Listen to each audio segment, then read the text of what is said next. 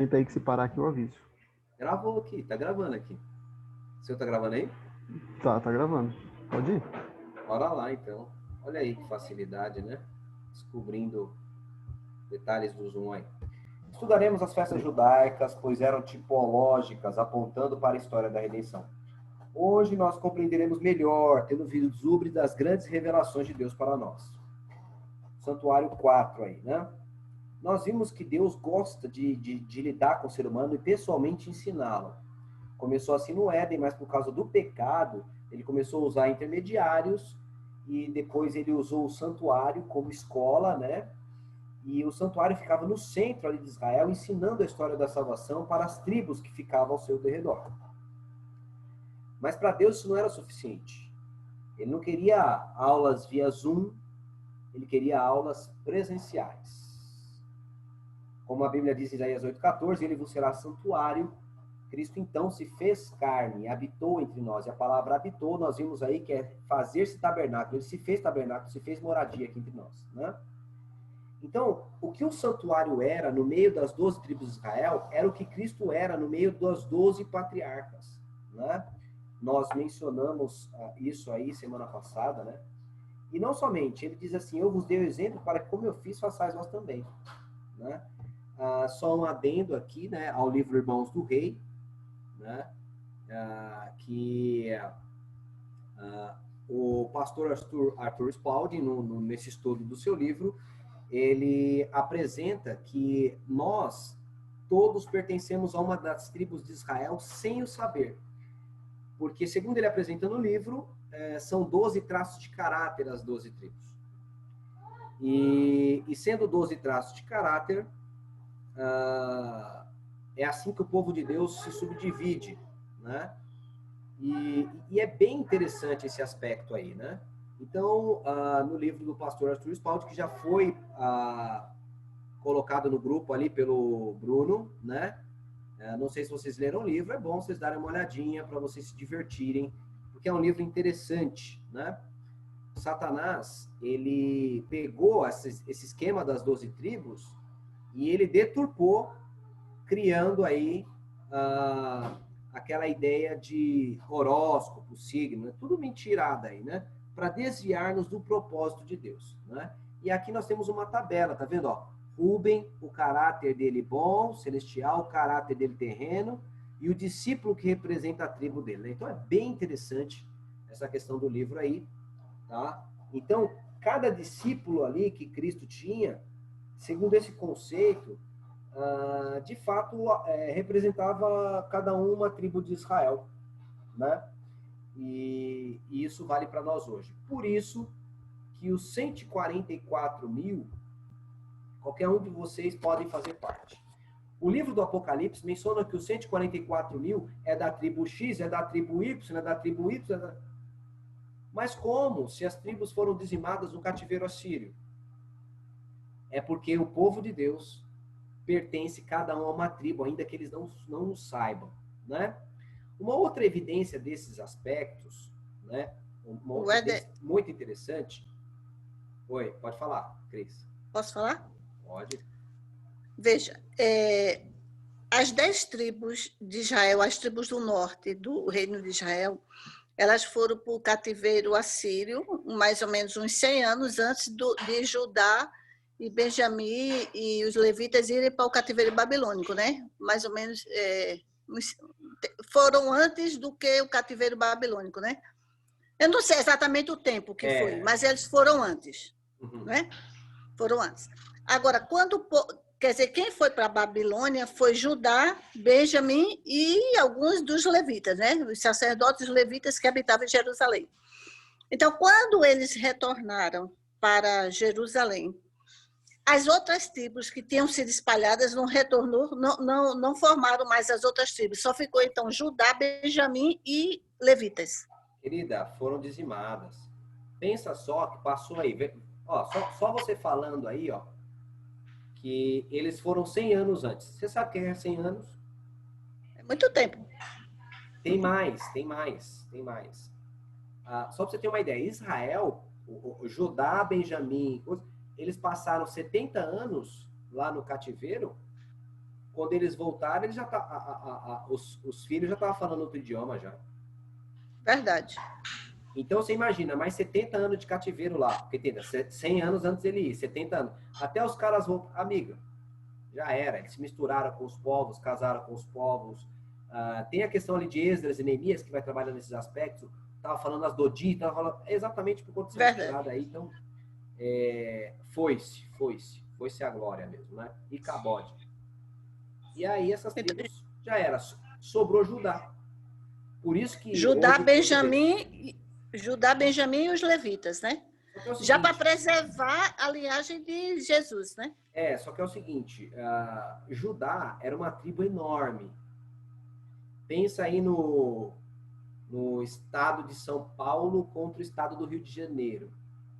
Sergipe, por exemplo. Né? Então, o que acontece? Os homens levitas acabaram devorando essas tribos, que iam pegando as mulheres dos caras, vai casando aquele negócio, tal, tudo, e homens nascem menos que mulher. Então, a tribo de Benjamim se perdeu, cara, ali na Judá. Judá dominou tudo. Por isso que hoje só fala Judá. Alguns ainda se aventuram, eu sou de Benjamim, eu sou de coisa, mas... Ó, porque Paulo disse que era benjamita, né? Paulo fala que era da tribo de Benjamim. Paulo, ele fala, Tiago escreve as 12 tribos da dispersão, mas como é isso aí, a gente fica meio complicado. É como se esse cara fosse misturado, entendeu? Purinho, é da gente estudar bastante para ver como é que aconteceu isso aí, que isso é milagre. Ok, Vamos lá, a gente prossegue. Rapidinho, só para encerrar uma curiosidade, o judeu hoje vem de Judá, é isso esse nome? Perfeito. Judeus é que sobrou a tribo de Judá, exatamente isso. Vamos lá, então. Outra evidência aí dessa questão das tribos, representar todo o povo de Deus mesmo, e nós fazemos parte das tribos de Israel, ainda que não saibamos, é que o céu ele é quadrado, ele tem 12 portas, tá? 3 de cada lado. Exatamente como era o acampamento de Israel. Vou voltar um pouco aqui para a gente achar. Como que era o acampamento de Israel? As 12 tribos ficavam em volta do santuário. Então, lá no céu, Deus, o trono no centro, e as tribos, nós, ao redor. 3 de cada lado, tá vendo? Da mesma forma, é o céu, o futuro que a gente vai. De modo que nós entraremos, possivelmente, pela porta de nossa tribo. Porque nos umbrais da porta tem o nome das tribos e do apóstolo. É como se o apóstolo fosse o líder daquela tribo. Então é muito interessante, faz muita correlação, embora não seja algo assim explícito, é desse jeito, é assim que funciona, mas a gente pode compreender essas coisas sem nenhum problema, sem nenhum prejuízo doutrinário de compreensão das Sagradas Escrituras. É até interessante, né? Então nós vimos isso aí semana passada. Será que isso nos envolveria na missão de sermos santuários também? Né? Weather. Pois não, pode falar. Desculpa, aproveitar que eu interromperam para interromper de novo também. É interessante que quando ele fala, João vê Jerusalém, ele fala que vê Jerusalém descendo do céu, né?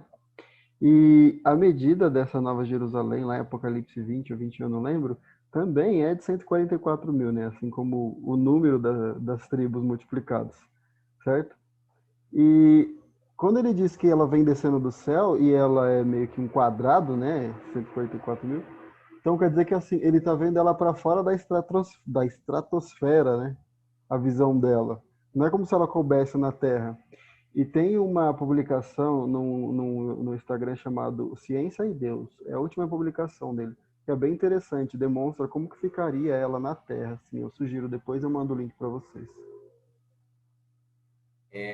O negócio é tremendo, porque o mesmo que ela tem de comprida, ela tem de altura. Então, o negócio é bem diferente, né? Tanto é que a Bíblia fala que para ela descer vai abrir uma planície, né? Ou seja, não tem nenhum lugar tão plano o suficiente, ou seja, Deus vai ter que fazer um platôzinho e falar, gente, não dá, vamos... O arquiteto disse que vai ter que aterrar o negócio aqui para poder caber, né? Mas vamos lá, verificar aí como é que como é que a gente pode entender essas coisas aí? Deus disse, não sabeis que o vosso corpo é o santuário? Então, olha só que interessante, não só Cristo se fez santuário, nós também somos santuário. E aí nós mencionamos a questão lá do santuário, Cristo ser o santuário perfeito, e nós temos o santuário cópia. E nós temos que copiar o modelo. Assim como Moisés copiou o modelo perfeito do céu, nós temos que copiar a Cristo, que é o modelo perfeito, né? Isso nos ajuda muito na cristologia, demonstra que Cristo é um santuário diferente. Esse negócio de ficar rebaixando a Cristo a nossa estatura para nós vencermos como ele venceu, é uma conversa que precisa dar uma estudada mais no santuário, né? Não a lá M.L. Andrews no seu Ritual do Santuário, que é um livro muito bom, por sinal, mas que não vai agregar nesse sentido. Mas a gente olhar Cristo como santuário e nós como cópia defeituosa, né? Imperfeita, ainda que seja o melhor que nós podemos fazer. Nós verificamos também a questão do santuário subjetiva, que falava aí também da justificação, né? Então aqui nós confessamos os nossos pecados sobre Cristo, Cristo é morto, né? E nós aceitamos a morte de Jesus, então é você aceitando o Evangelho, você entrou no Evangelho, e uma vez que você entra no Evangelho, correto? Tem o batismo. Então o móvel representava a morte, correto? Que é afundar você na água, e a pia representava a ressurreição, quando você sair. Então os dois móveis apresentam o nosso batismo. E depois que nós somos batizados, nós entramos no processo de santificação, né? Que tem a ver com ser guiado pelo Espírito Santo através da palavra de Deus em oração, e assim nós seremos sustentados pela palavra de Deus. Esse é um processo de santificação diário. E esses que passam por esse processo chegarão na glorificação, né? Então nós mencionamos esses aspectos, justificação, santificação e glorificação, bem interessante aí também, numa visão, no estudo subjetivo do santuário. Explicamos o que é justificação, né? O ato de Deus considerar um pecador como inocente por causa de Jesus. Santificação é que depois que Deus te perdoa, Ele te dá poder agora do Espírito Santo para você obedecer. E glorificação é quando Cristo voltar e Ele nos livrar.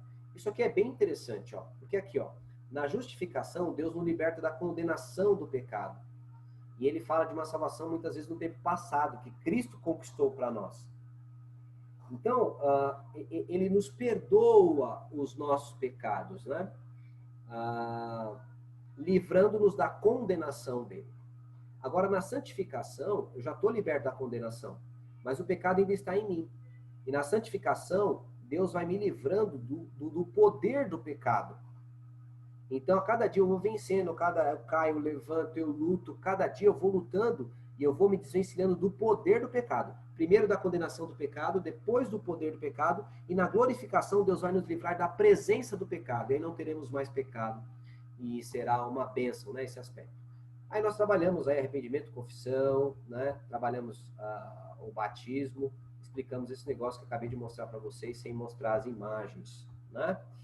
E terminamos aí, bem interessante, com orar sem cessar e o estudo da Bíblia aí, que é muito importante, né? Foi assim que nós entendemos aí o passado. Depois nós verificamos que a questão ali do Santíssimo, né? Nós tínhamos ali a união da lei e do Evangelho, né?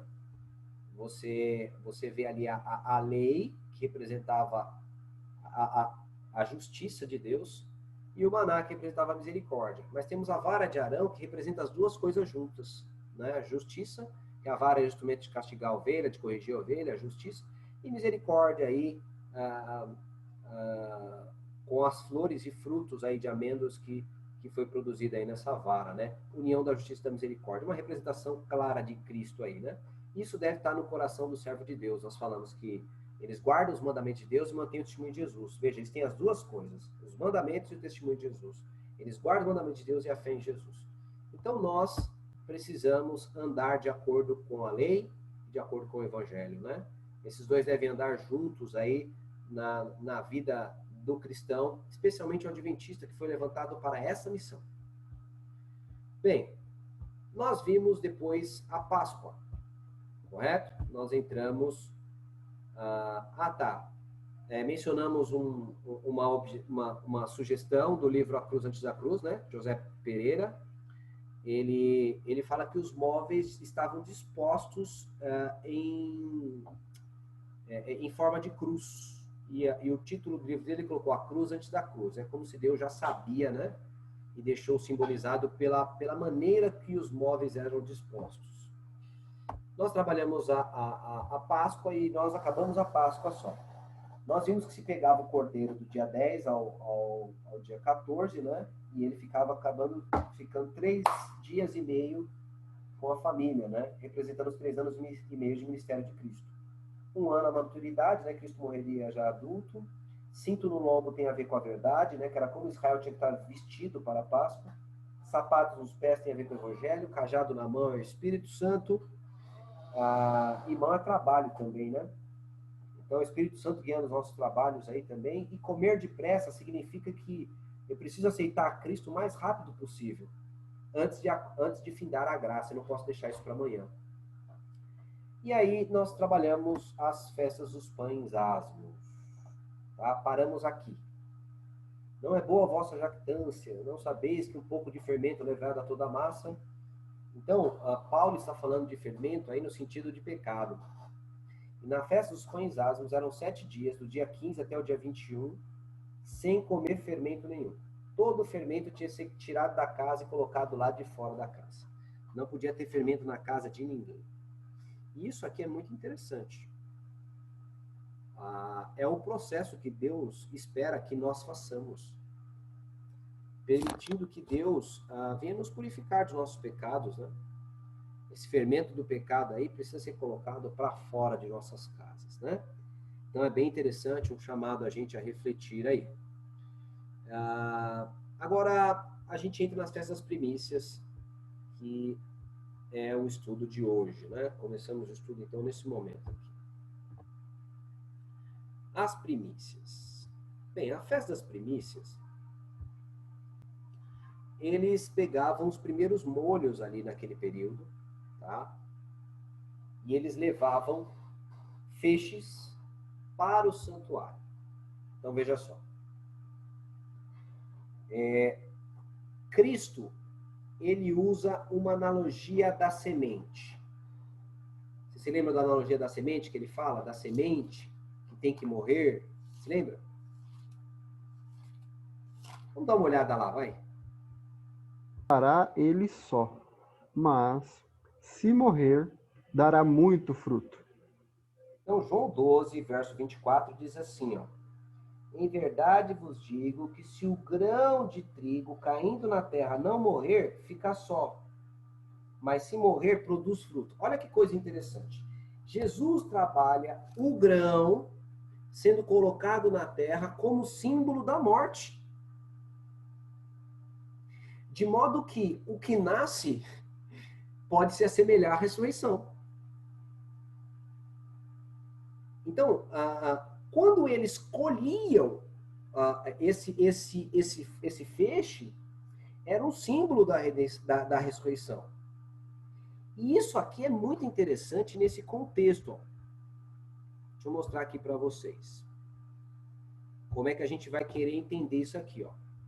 Pensa só, a Páscoa era o dia que o cordeiro era morto. Era o dia da morte de Jesus. A festa dos pães asmos, pelo menos o dia 15, né? Não a semana inteira, era o dia em que Cristo estava morto no sepulcro. Era o segundo dia, o sábado, né, da festa. O terceiro dia equivaleria, então, ao dia em que Jesus ressuscitou. Então, morte permanece morto, ressuscita. De modo que as primícias parecem apontar para a ressurreição de Jesus e das pessoas que se levantaram com ele quando ele ressuscitou, segundo Mateus capítulo 27. Vamos pensar aqui, ó. Né? O terceiro dia após a morte do cordeiro era a festa das primícias. Se comparando com os dias de Jesus, levar-nos-ia ao domingo, quando ele ressuscitou. E Mateus, capítulo 27, versículo 54, se eu não me engano, ele vai apresentar um grupo de pessoas ressuscitando com Jesus. Mateus, capítulo 27, versículo, não precisa ler não, mas é o versículo 52, 51 até o 53. 51 e 53. Esses... tá na tela aqui, né? Esses versículos apontam que Jesus subiu com o pessoal. E esse pessoal, ele entrou em Jerusalém para pregar, para aparecer a alguns discípulos. Não temos relatos além desse que as escrituras nos passam. Se alguém encontrou eles... Atos diz que 500 pessoas os viram, não é? No livro de Atos. 500 pessoas viram Jesus subindo, né? Eu acho que viram os ressurretos também, as primícias, se eu não me engano. Mas a gente tem que ler lá Atos, que eu não lembro. Mas eu acho que não, leia lá. Eu acho que não é isso. 500 pessoas... Ele está falando de Jesus. Paulo viram Jesus subindo aos céus, isso. 500. Aí ele fala assim, ele apareceu depois do sei o que lá, apareceu a esse, apareceu a peça, antes de subir, foi visto por 500 pessoas. Então ele comenta isso, é um pouco diferente, tá? Então a gente não sabe quantas pessoas foram. Também não sabemos o que elas fizeram nem nada, mas a Bíblia dá dicas por conta dessa festa. Veja só, se a festa representava a ressurreição, e esses molhos eram levados para dentro do santuário, isso aqui é muito significativo. O que é significativo? Os 24 anciãos estavam entre eles. É assim, os 24 anciãos vai ter uma briga sem fim. Então nós não vamos fazer essa afirmação. Eu estou com um trabalho agora nas minhas mãos, eu estou com uma monografia do NASP, um amigo meu fez, e para esse amigo, ele usa a base Bíblia, o hebraico e o grego. Ele foi de Gênesis a Apocalipse fazendo essa busca e comparou com Ellen White. Ele chegou à conclusão de que esses anciãos, 24 anciãos, são líderes de outros planetas, entendeu? Tipo Adões. Ele chegou a essa conclusão. Então, entenda, esse negócio não tem fim. Vai ter gente que vai falar que é o cara que foi subir, vai ter gente que vai falar... Então, nós não temos clareza no assunto, o silêncio e a eloquência nesse aspecto. Pode ser que seja, pode ser que eu já não concordo com isso aí, não. Hã? Só uma questão, aí que tá, tem que ler, né? Tem que ler. Vai lá. Quanto aos anciões, na Bíblia, pelo menos a gente tem certeza que não são anjos, né? Porque a Bíblia nunca se refere a anjos quando utiliza a palavra anciões. Em todas as vezes que é utilizada a palavra anciões, nunca são os anjos. Então, os anjos não são. Isso a gente tem uma... Mas eles... Não, por exemplo... Mas Bruno, eles cantam. E quando eles cantam, ele faz bendito... fala que comprou com seu sangue eterna salvação, como se ele fosse um redimido também. E as pessoas dos outros planetas não pecaram para ser redimido pelo sangue de Cristo. assim, eles não estão falando que eles foram redimidos. Mas, enfim, esse não é o nosso assunto. Eu digo para você que há pano para manga, e eu vou dizer para você, todos os caras parecem ter um pouco de razão. Todos eles. Ninguém está falando coisa ao vento. Faz muito sentido que todos eles estão falando lá, né? Isso também não vai fazer diferença nenhuma para nós, beleza? Eles podem ser anjos? Podem. Não é porque nunca foi usada uma palavra assim, referida ao anjo, que não pode ser um anjo. Não há nenhuma lei que proíba isso. Ele pode ser os seres santos do mundo? Pode ser também. Não há nada que impeça isso. Eles podem ser redimidos da terra? Podem. Não tem como a gente determinar essas coisas. Então, o que foi revelado é para nós e nossos filhos. O que não foi revelado, a gente pode pensar, estudar naquilo que está lá no texto, mas é bom não ir além do que está escrito aí. Mas vamos lá, prosseguindo aí. Abram suas Bíblias, e esse texto aqui é importante a gente considerar. Abram suas Bíblias em 1 Coríntios 15, versículo 20 a 23. 1 Coríntios 15, versículo 20 a 23. Depois a gente vai para Efésios, depois a gente vai para Salmo. A gente vai analisar essas passagens, porque essas passagens têm a ver aí com essa festividade. Então, 1 Coríntios 15, do 20 até o 23, quem achou pode ler. Mas a verdade é que Cristo foi ressuscitado, e isso é a garantia de que os que estão mortos também serão ressuscitados. Porque, assim como por meio de um homem veio a morte, assim também por meio de um homem veio a ressurreição. Assim como, por estarem unidos com Adão, todos morrem, assim também, por estarem unidos com Cristo, todos ressuscitarão. Porém, cada um será ressuscitado na sua vez. Cristo, o primeiro de todos, depois os que são de Cristo, quando ele vier. Ok. Eu não sei se vocês sabiam, os manuscritos unciais,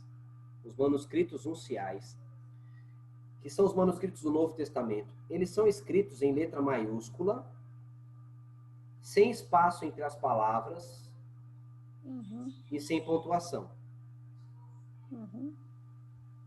Eu tenho um aqui, deixa eu parar a gravação para achar para vocês, peraí. Quando achar, avisa aí que eu tenho que dar play aqui também. Já achei. Pode colocar aí na tela já, pode soltar o play. Ó, isso aqui é um manuscrito, tá vendo? Ó, tudo em maiúsculo, tudo grudado às palavras, sem pontuação. É assim, quem não conhece, assim, talvez não possa discernir muito. Mas, ó, vamos pegar aqui, ó. Aqui vai dar para vocês entenderem. Tá vendo aqui, ó? Nós temos essa letrinha aqui, é o pi. Tem até em matemática. É o P, tá vendo? Esse aqui é o epsilon, o E. E esse aqui é o rho, que é o R. E esse aqui é o iota, que é o I. Então aqui a gente tem peri, que é uma preposição. Mas ela tá grudada aqui, ó, com o artigo tom, um artigo acusativo neutro, tá vendo? Ó? Peritom. Aqui, ó, temos outra preposição, ó, o kappa, que é o K, o alfa, o teta, não, esse aqui é o tal, né? E o alfa. E aqui nós temos a preposição kata. Então a preposição kata tá junto com um monte de outra coisa aqui. Então você vai analisando, você verifica que era tudo grudado, ó. Tem outros aqui que dá pra gente ver melhor. Esse aqui, ó, pater hagiasteto. Pater hagiasteto é pai santificado. Onoma, eu coloquei aqui errado, tá? Devia estar aqui, ó. Onoma soi, que é soi é teu e o nome é nome, né? Então, santificado seja o teu nome. Tem outro aqui, ó, é o verso de João 1, verso 1, ó. En arhe en hologos. Kai hologos, e assim continua. Prothon, theon, e assim vai, né?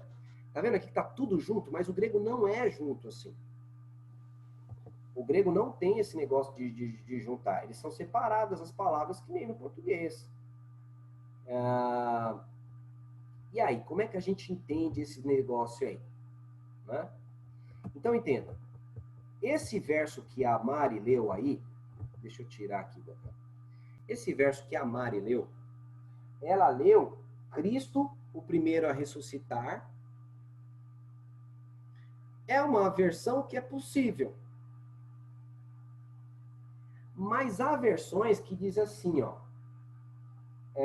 do verso 23. Mas cada um vai ressuscitar por sua ordem. Cristo, as primícias, e depois os que são de Cristo em sua vinda. Dá para você entender o texto como uma classificação de 3 ordens de pessoas ressuscitadas. Cristo, as primícias e os que são de Cristo na sua vinda. Se lermos nesse aspecto, poderíamos sugerir que primícias seria uma representação daquelas pessoas que ressuscitaram com Cristo e que eles foram as primícias que foram levados para o santuário. Nós só seremos na vinda dele. Mas Cristo ressuscitou e aí se ressuscita com ele as primícias e agora só os de Cristo na sua vinda. Esse aspecto vai ser ampliado em outra passagem, que é Efésios. Vamos lá. Vamos dar uma olhada aqui. Deixa eu tirar esse PowerPoint aqui. Deixa eu já fechar esse PowerPoint, senão eu fico me atrapalhando.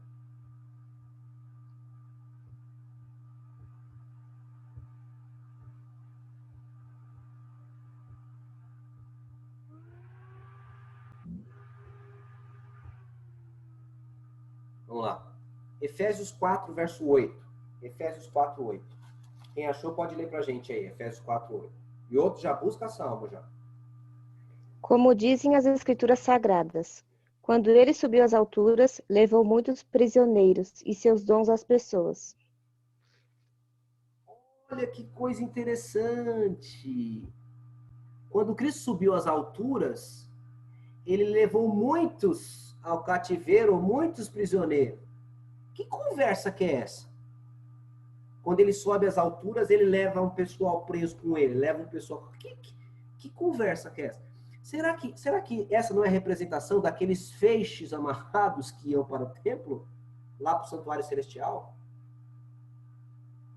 Lembrando também que o santuário, ele tinha o pátio e o santo e o santíssimo. O pátio era um símbolo da terra.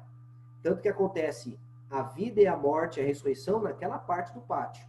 E depois ele entrava no santuário, que era a representação do céu. Será que esses molhos levados para lá também não tinham esse significado dessas pessoas que subiram com Jesus? O que é interessante é que essa passagem, ele levou cativo o cativeiro, ele levou, é a passagem de Salmo 68. E quando você lê Salmo 68, parece sim que ele levou essas primícias, esse pessoal das primícias, lá para o céu e apresentou eles como quem diz, Senhor, está aqui, ó, a minha vitória foi conquistada, aqui está um dos frutos, aqui os primeiros frutos do meu trabalho, o Senhor aceita o meu sacrifício? Parece que é isso aí. Vamos lá. Salmo 68. Eu vou ler. Ô, bonitão. Inclusive, a gente pode entender que essas primícias eram uma espécie de amostra, né? Era uma amostra do povo de Deus que iria para ele. Exatamente isso aí. Vamos lá. Dá uma olhada aí em Salmo 68, agora o versículo 18 em diante. Tu subsiste ao alto, Não, tu levando os teus... Subiste, vai lá. Perdão, desculpa. Tu subiste ao alto, levando os teus cativos. Baixa aí, por favor. Recebeste dons dentre os homens e até dentre os rebeldes, para que o Senhor Deus habitasse entre eles. Bendito seja o Senhor, que diariamente leva a nossa carga, o Deus que é a nossa salvação. Segura um pouco Deus aí, é para... segura um pouco. Quando subiste, levaste os teus cativos. Bem legal isso aí, né? Os teus cativos. Que linguagem é essa? É a linguagem de um camarada que vai batalhar, ele vence um exército e agora os vencidos pertencem a ele. Então, assim, Cristo é aquele que conquistou. Ele falou, isso aqui tá que eu conquistei. É um campeão que foi lá buscar o povo e trouxe os cativos, aqueles que estavam presos, ele trouxe esse consigo. Versículo 20 em diante. Vai lá, continua lendo aí. Na realidade, o que nos interessa é o versículo 22 em diante. Vamos lá. Poderia entender que é tipo um despojo, né? Se bem que despojo é mais para coisas, né? As pessoas também podem ser entendidas. Exatamente isso aí. Vai lá. Disse o Senhor, eu os farei voltar de Bazã, falo-eis voltar das profundezas do mar, para que mergulhes o teu pé em sangue e para que a língua dos teus cães tenham dos inimigos o seu quinhão. Viu-se, ó Deus, a tua entrada, a entrada do meu Deus. Peraí, um pouquinho só. Prossegue, vai lá, prossegue. Viu-se, ó Deus, a tua entrada, a entrada do meu Deus, meu rei, no santuário. Segura um pouco, onde é que ele está entrando? No santuário. Olha que coisa interessante, é uma correlação com a festa das primícias. O que mais? Continua aí. Iam na frente os cantores. Viu a procissão do meu Deus no seu santuário. Veja, procissão não é um cara sozinho. Ele está com um grupo, ele está com a galera entrando no santuário. Continua aí. Os cantores vão na frente dos cantores, atrás os tocadores de instrumentos, no meio as donzelas que tocavam adufes. Amigo, Bendizei a Deus. Virgens é uma representação da igreja. Segundo Coríntios, capítulo 11, versículo 2, Paulo fala, eu pretendo apresentar vocês como virgem ao noivo, a saber, Cristo. Então, a igreja é no meio. O que mais? Vamos lá, versículo 26. Bendizei a Deus nas congregações, ao Senhor, vós que sois da fonte de Israel. Ali está Benjamim, Ó o quem menor estava lá, deles. ó quem estava nessa entrada de Deus no santuário. O que fala? Ali estava? Na frente. Não, verso Isso, 27. na frente. Os Verso chefes, 27. os chefes de Judá com seu ajuntamento, os chefes de Zebulon e os chefes de Naphtali. Ordena, ó Deus, a tua força, confirma, ó Deus, o que já fizeste por nós. Por amor do teu templo. Isso aí. Olha que coisa fantástica. Para que era essa entrada? Ele estava levando o pessoal da tribo de Israel, que pode ser esses camaradas que ressuscitaram. E o que é interessante, confirma, ó Deus, o que fizeste por nós. É como se aquilo que ele fez na terra, ele foi para o céu para confirmar. E quando você vai no livro Desejar das Nações, Ellen White menciona esse cortejo. Exatamente desse jeito aí.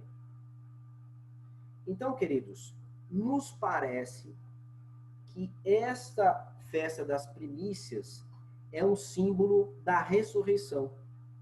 Tá ok? É um símbolo do domingo. Agora, abre em Levítico 23. Abre em Levítico 23.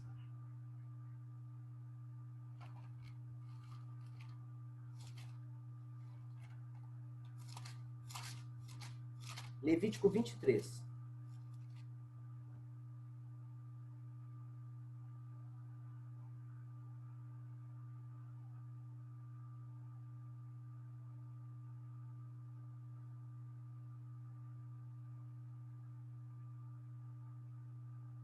Nós tínhamos na festa da Páscoa. Eu não vou entrar nisso não. Deixa estar. Bora. Bora. Vamos prosseguir. Deu para vocês entenderem aí? Deu para vocês entenderem? Primícia, símbolo da ressurreição. E Cristo levando esse grupo que foi ressuscitado com ele e que fez uma procissão no céu. Para quê? Para que Cristo confirmasse no céu. Tá aqui, ó. Um grupo. O meu trabalho foi certinho feito.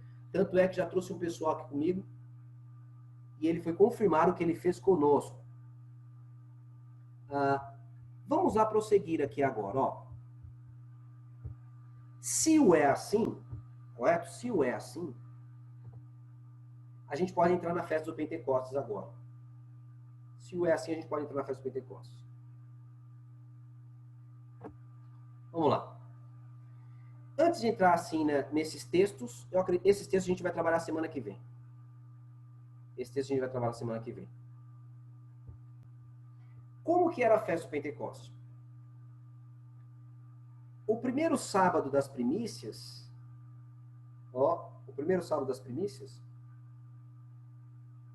a partir dele, se contava 7 sábados, que vai dar 49 dias. O 50º dia era a festa do Pentecostes. Então, depois do sábado das primícias, das primícias não, da primícia não era sábado, era dos pães asmos, contava-se 7 sábados, 49 dias, e o 50º dia era a festa do Pentecostes. Tem essa palavra pente aqui no português, exatamente porque se refere a 5. 5 períodos de 10 dias. 5 períodos de 10 dias são 50 dias. São 50 dias. E o que é interessante? Tudo indica que, depois que Cristo ressuscitou, ele sobe para o Pai aí no 3º dia, no domingo ele sobe para o Pai, e já volta. E ele passa quanto tempo com os seus discípulos? Atos capítulo 1. 40 dias. É isso aí, vamos lá. Atos capítulo 1.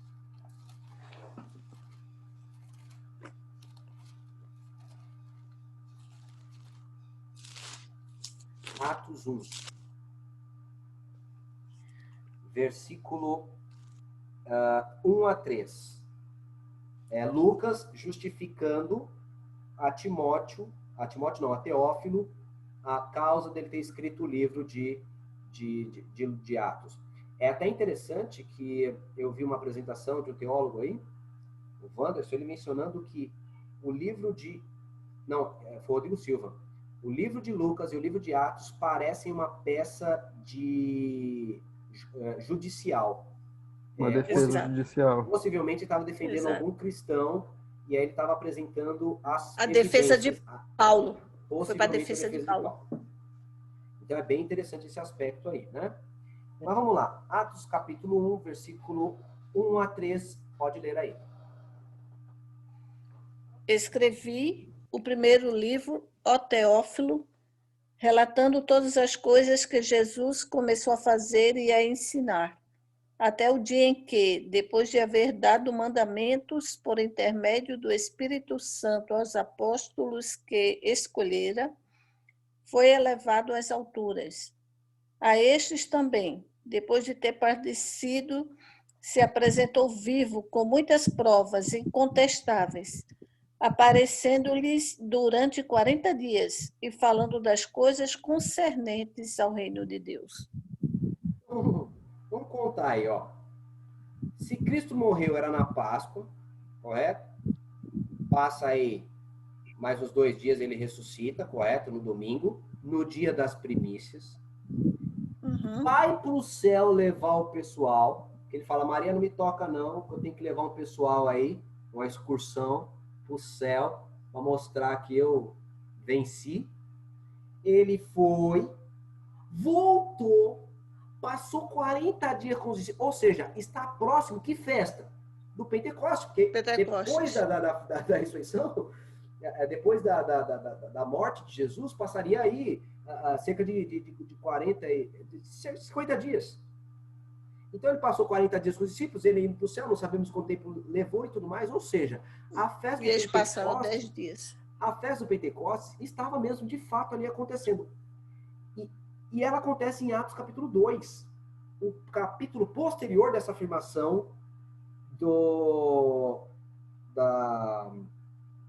essa afirmação aqui de 40 dias. Ou seja, Atos capítulo 2, né, é a festa do Pentecostes que nos ajuda a situar a morte de Jesus há 50 dias atrás e a festa das primícias, ele ter subido para o céu. Deu para entender? Você colocando as festividades todas no seu lugar.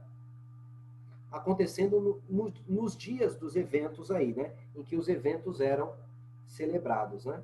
E assim, então, a gente verifica como uma bênção aí do Senhor para cada um de nós essa compreensão do que representa a festa da Páscoa, pães asmos, primícias e Pentecostes. O Pentecostes é, então, uma representação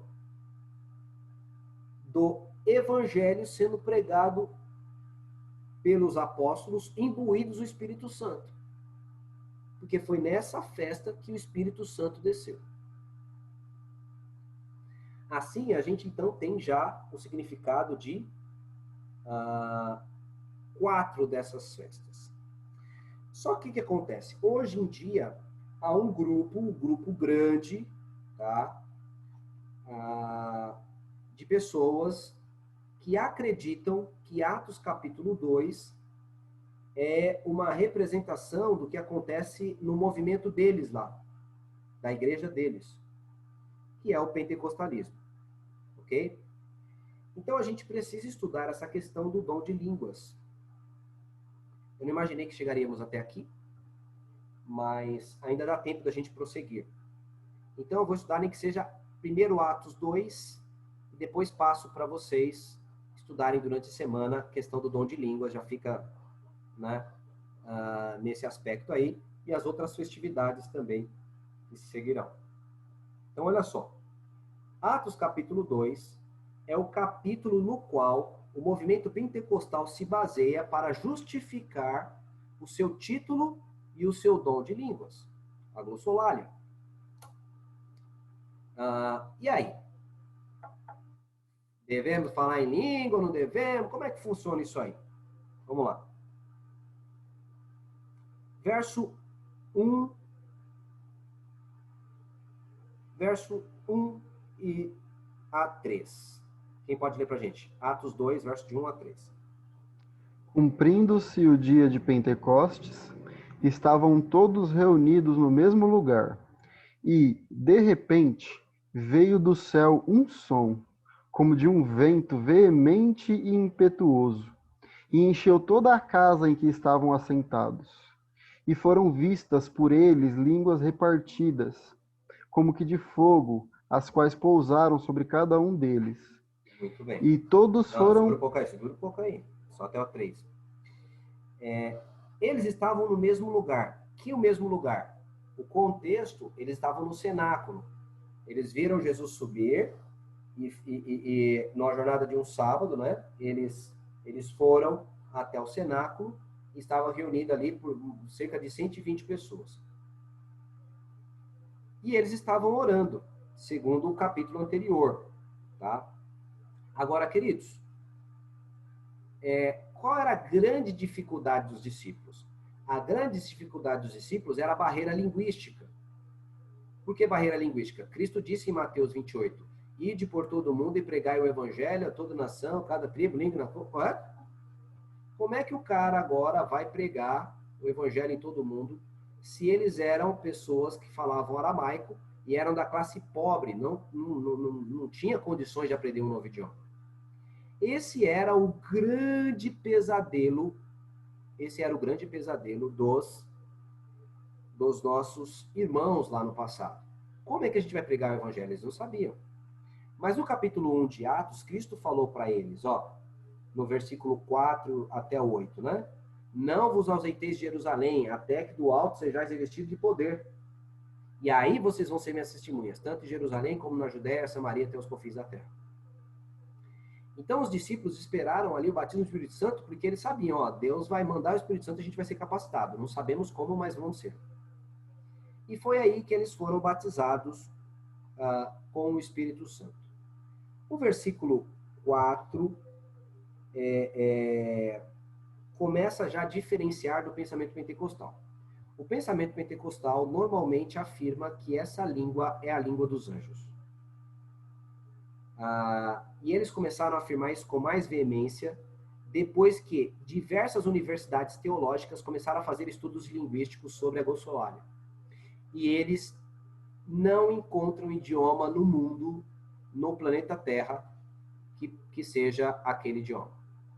Então, a língua que eles falam não é nenhuma língua existente no mundo. Então, os teólogos grandes no mundo estudando o negócio e não tem. Então, a partir de então, eles começaram a dizer que é a língua dos anjos, porque aí você coloca algo no transcendente, não dá para falsear, né? Não dá para falsear. Tem um camarada que ele fala sobre falseamento, eu esqueci o nome dele. Depois eu explico esse negócio para vocês, é bem interessante. Então, quando coloca esse negócio que não dá para falsear, o negócio é meio complexo. Mas aí eles colocam lá o dom de línguas nesse patamar aí, é língua dos anjos. Língua dos anjos é singular. Você pode ver que Deus, ele mudou as línguas como consequência do pecado. Foi para criar confusão e desunião, não foi para... O pessoal na Torre de Babel, Deus criou, foi para dividir mesmo. Foi para não se entenderem mesmo. Então, a gente compreende, então, que ter uma língua, falar o mesmo idioma, é coisa de Deus. E quando a gente fala idiomas diferentes, né, sem a gente se entender, é consequência do pecado. E acontece, então, agora, que a gente vê a primeira diferença, lá no versículo 4. Quem pode ler para a gente aí o verso 4?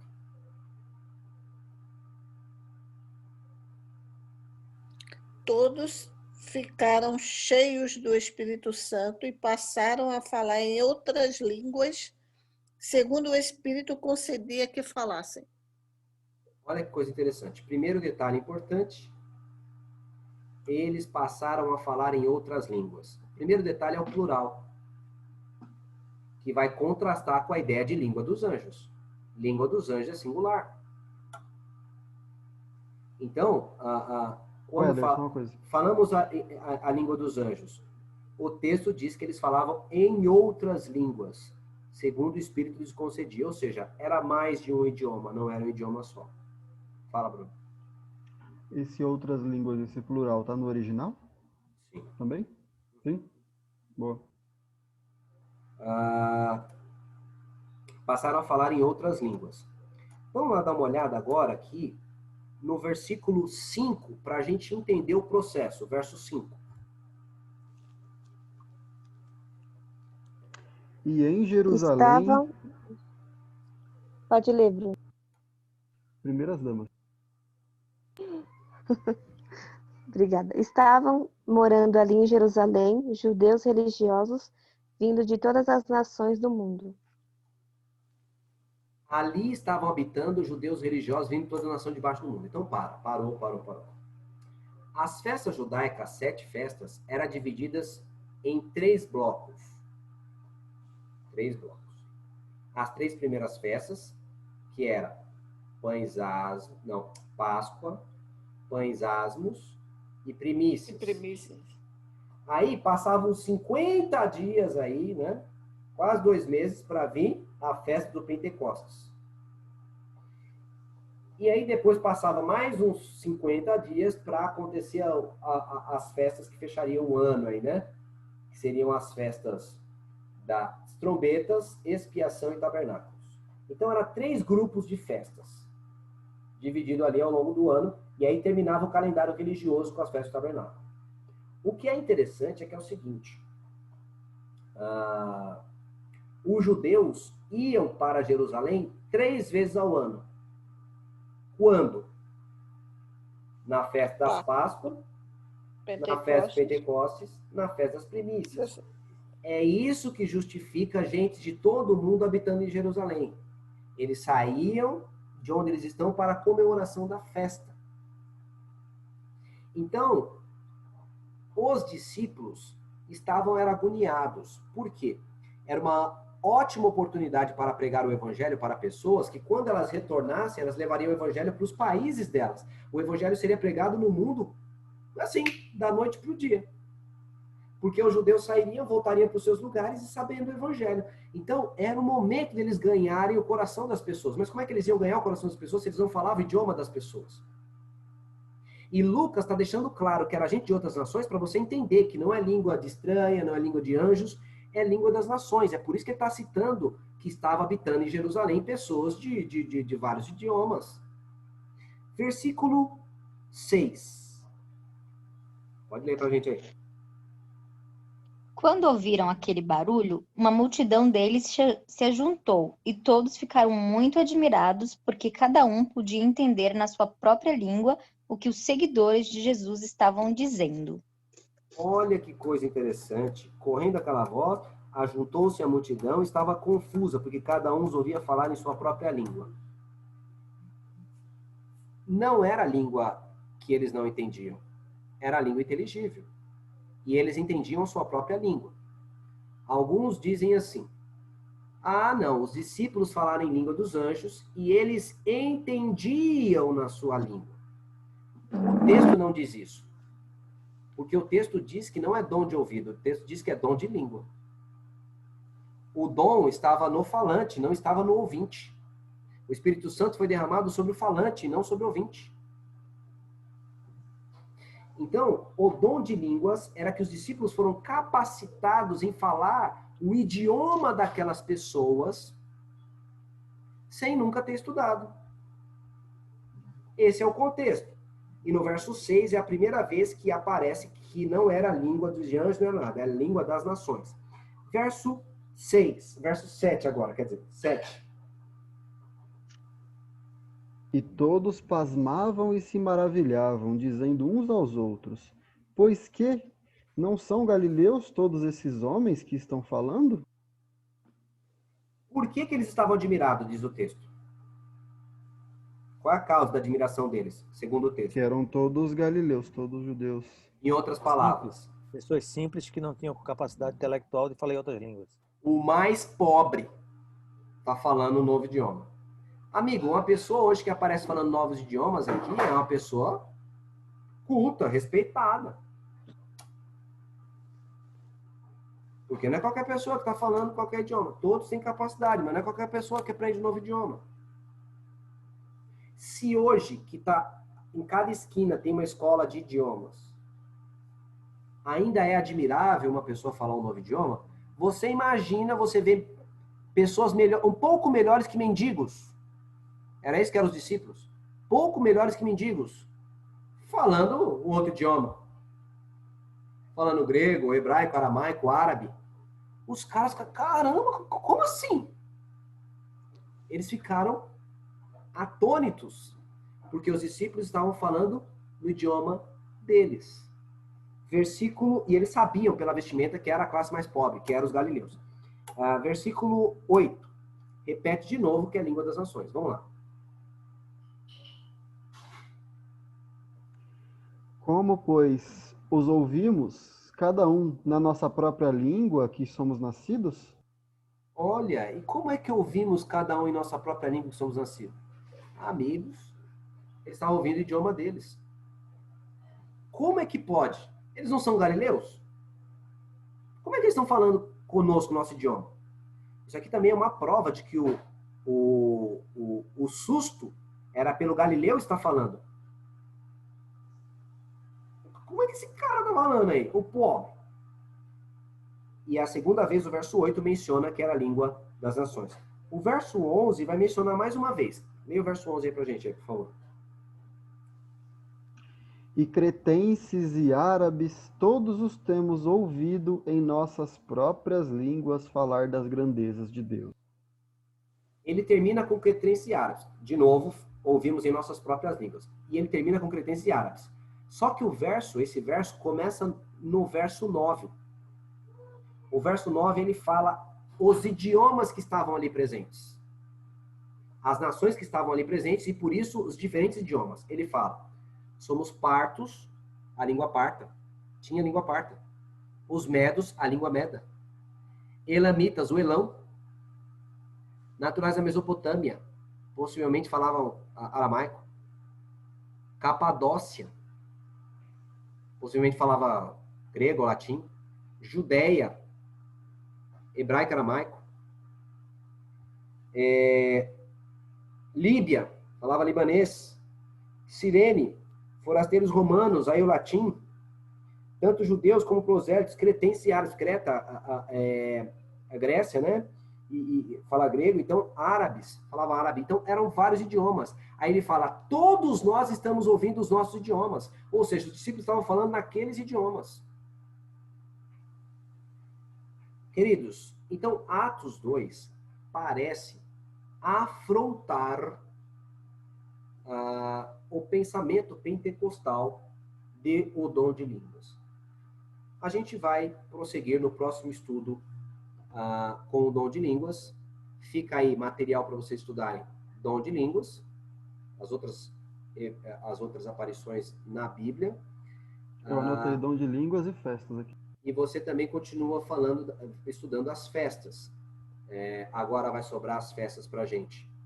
Das O Éder. trombetas, expiação e tabernáculos. Pode falar, Cristina. Então, por exemplo, um discípulo falava inglês, outro falava alemão, outro falava... Tudo ao mesmo tempo, né? Cada um entendia na sua língua. Veja só esse tipo de festa. Você vai fazer intercâmbio. E, de repente, é um encontro de escolas mundiais fazendo intercâmbio. Você vai para o meio do povão ou você fica junto com o seu grupo?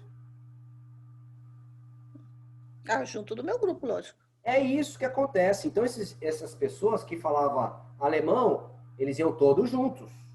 Quem falava latim ia todos juntos.